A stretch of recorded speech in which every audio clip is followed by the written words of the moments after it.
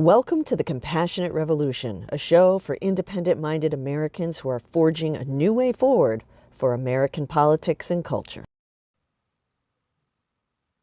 Hello and welcome to the Compassionate Revolution, a show by, of, and for independent-minded Americans. And today on the show, we're really pleased to be highlighting Lindsay Bressman of Civic Spirit as an effort to get more awareness out there in the public of the civic education work that's being done around the country. Lindsay, thank you so much for being with us today. I'm thrilled to be here. I'm thrilled to be part of the Compassionate Revolution. Awesome, wonderful. So to get started, would you introduce yourself to our viewers with an eye on sharing your experience on how you got to working with Civic Spirit? Yes. So my background is actually social work and public health. So most of my career has been looking at societal issues, both in terms of the individual experience, but also the systems and the ecosystem of an issue, and how very solution focused perspective. That is what I got from social work training. And when you're looking at a problem, what are the multiple factors that you can do to address it throughout the whole ecosystem? So that's going to be something that I sort of repeat in terms of my approach to civic education. And civic health is something that is considered struggling right now. So this does feel like a public health issue before COVID even arrived on our doorstep. So basically, for me, the boom moment was November 9th, 2016, the day after the election, as we saw this intense response existing throughout the country on all sides, really divisive and rooted in a strong desire to align with your side, whatever it was. Whereas I saw an awakening. I saw people more civically engaged than I had ever seen in my life. Individuals who really had never taken any interest in what civic life means were awake. And I said, wow, there is a moment here. There is an opportunity. I also found myself, again, maybe my social worker hat, very taken with the rift, this sort of cracking. Not so much that I wanted to jump to a side and sort of be a part of that, but really, wow, there is a huge crack in our country, and that requires mending. So I started hosting these salons in my apartment, with my friends, really considering what happened, what does this mean for our country?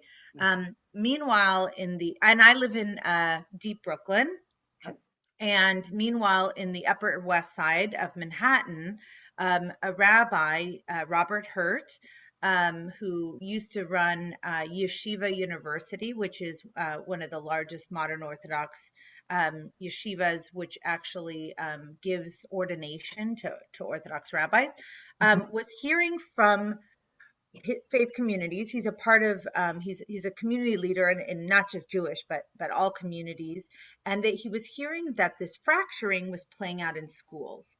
So if you think about a faith community, which is a little different than a geographic community, there is tremendous political diversity. So people come together over some religious sharing, whether it's a place of worship or where they send their kids to school. You're going to bring people from all different sides, and there are so many issues that are really polarizing. So you now have the American crisis in an individual community. And in schools, this was falling entirely on teachers. Yeah. This is 4 years ago. I would say tenfold it falls on teachers. And Right. These are teachers who are not trained at negotiation or high level discourse, which Congress can't even do. So now you have this high school teacher. You also have a high school teacher, whether it's math, history, or PE, trying to sell this idea of democracy. Again, most of them did not get their master's in civics, but civics exists now. Politics is in every single subject. Right. So it became very clear to me, Robert Hurt, his wife Virginia, and my close friend and colleague Dr. Tamara Tweel, who is a history professor at Columbia, that teachers really needed help. So we focused on what is it that teachers need. They need this immersive professional development that's not just handing them a resource, but really wrestling with text and their own feelings, the questions that come up with students, and reconnecting to what it means to teach American democracy. Yeah. We so that's sort of how it emerged. Mhm. Um, I I will say that in addition to the challenges that are inherent in a faith community, because oftentimes religion comes with contradictory messages. Mhm. And so somebody may have a particular political perspective and a particular religious perspective within them that doesn't align. Mhm. That is a big challenge. On the Mm. other side, faith traditions come with immense value. Right. Um, all of them know how to wrestle with ancient text. There isn't a religion that doesn't wrestle with ancient text. That doesn't mean you agree with all the text. You just know how to wrestle with it. So, Right. how do you map that onto our relationship with the Constitution? Mhm. Um, the tension between individual needs and community sacrifice. There isn't a faith Mm. tradition out there that doesn't understand sometimes it's about the individual's journey, and sometimes it's not. And sometimes it's about you know, um, doing things for the community, whether that's giving back or volunteering or, showing up in ways that aren't necessarily convenient. And the third is understanding your role in history. So Mm. faith traditions always have thousands of years rich history that they're recognizing as important, Mhm. and they're thinking about modern life. So they're trying to find this bridge, particularly among youth, between their modern life and past history of prophets and things like that. So those are all Yeah. assets to bring to civic education. And what an interesting, exactly, and what an interesting bridge then, right? That provides, that frameworking provides. I mean, looking at primary sources, original text, grappling, analyzing, having those deep conversations, considering the balance between the needs of the community and the needs of the individual, and then looking at that larger role in history. I mean, this is exactly what we do when we educate about civics, Right, right? So, right. so it's a really an amazing connection that you forged. Tell us a little bit more about the mission of Civic Spirit Mhm. and how that gets carried out. Yeah. It's been an evolving experience because we've built it from ground up.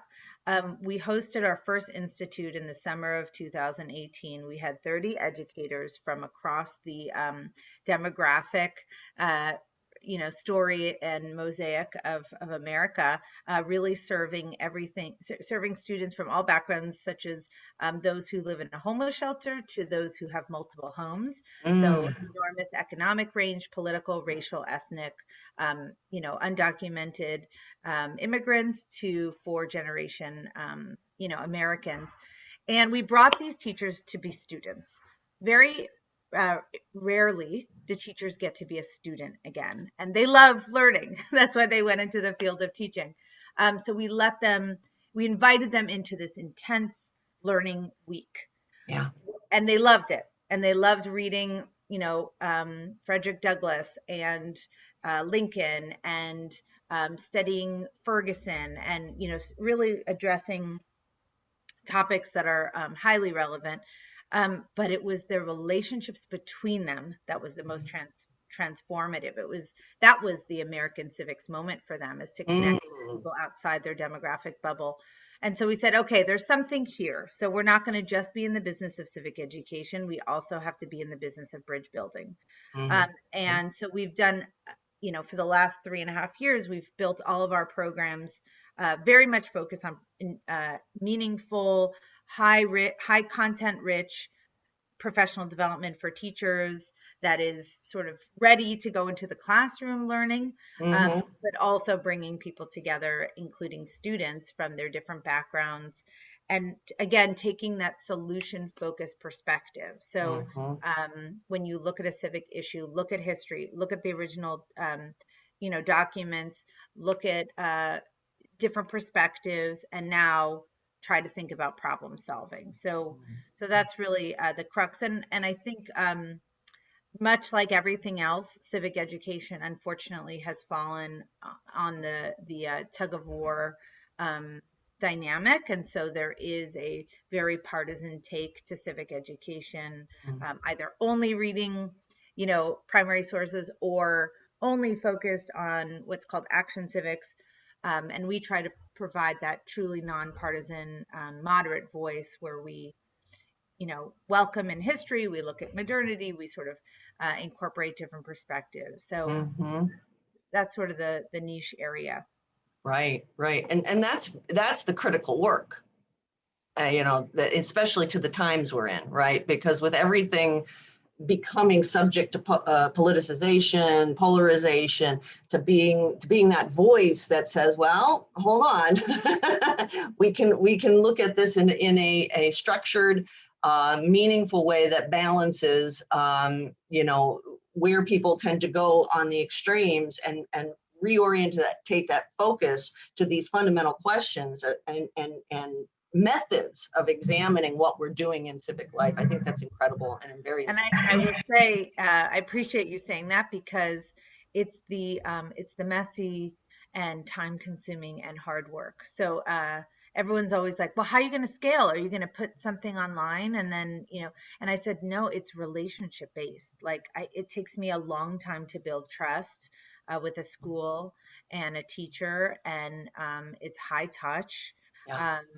And we have to, say to somebody on the left and somebody on the right, you're both going to be welcome. And how do you get them to show up is relationship. So it's not easy. It's slow, and it works. That's what's crazy. It works. And it ties how back do we to box this up? Sorry, go ahead. Oh, I'm sorry. I didn't mean to cut you off. But it ties into the very spirit of what we're talking about, right? About what the civics in a republic is about. It is about just that, and it is hard work, right? And I think sometimes that's what, and that's also what we're trying to emphasize too on the program, is that if you're going to be civically engaged, we have to be ready to put in the time, put in the work, and build those relationships. It's critical to our times. Yeah. And I think if you think about sort of the politics of conservative versus progressive, I didn't actually understand what those words meant until a couple years ago, which is that conservative is really, thinking that things are going to move slowly and that you don't need to be interventionist as much about change. Whereas progressive is like, you have to push change every day, otherwise it won't happen. Right. And I think there is somewhere that sort of acknowledges, both of those. I do believe, addressing social and civic issues is a crisis that has to be addressed. But going back to my public health perspective, change that lasts, if you want longevity, it takes time. And that's, patience is really hard. My 7-year-old has 0. So, I get it. But that's what lasts. Exactly. And I think that's the message that can come out of educational opportunities like you're providing, is that in a republic, in a system that's designed as ours was and is functioning, with its flaws in there to be fixed over time. We all understand that part of it, but that it does take time, and it is change, especially long-lasting social, political, all of those big categories that we look towards. That this is why we have historians, this is why we have sociologists, this is because they understand those processes of change over time, and that they do take a long time and much effort to sustain, for sure. Is there anything you'd like to highlight that's coming up for folks? We'd love to share what you're working on and get that word out. Thank you for that opportunity. So we were lucky to be able to get some funding to launch a program that starts in 2 weeks. And it's really taking into consideration the COVID-driven, politically complex and tension-filled experience of teachers right now. I think if you're a parent, you know how hard it is to be a teacher because you're doing it. They are on the front lines of democracy. And so we've created a program called We the Educators, with teachers at the center, framing our democratic future. We recognize how fundamental they are to framing the future. And so the program is a 3-week symposium with academic professors and expert facilitators, leading discussions on everything from racial injustice to complicate what's the neuropsychology behind discourse. How do you teach students to really read the news effectively, looking at funding and the authors' affiliations. And they're all 90-minute sessions, and it's all free. So if anybody goes to our website, which is civicspirit.org, they'll immediately see information about We the Educators and how to register. That's wonderful. Very exciting. Very exciting. It's a new model for us, but I'm grateful. We have over 100 registrants from 24 states, which to me shows that, okay, this is not a geographically bound issue. People from Tennessee to Washington State to Florida signed up. So there's something here that teachers across the country are really needing. And there's a lot to be proud of in your work. Congratulations. That's wonderful. Thank you. And service. You too. What a wonderful opportunity to connect with you. And I love your voice in the space and the network you're building. Well, thank you so much. We're really pleased to have you on the show, and we look forward to chatting more with you and Civic Spirit in the future. Give us some updates as you go along. I will. Thank you. Sounds wonderful. Well, thank you everybody for watching the Compassionate Revolution. We were pleased to highlight Lindsay Bressman and Civic Spirit today. So thank you so much, folks, and we'll look forward to having you see us again on another episode. Take care. Thank you for watching The Compassionate Revolution on the Compassionate America Network on YouTube. We're glad you stopped by. Do you know of individuals or organizations we should highlight on one of our programs? Please email us at compassamerica76@gmail.com. Thank you.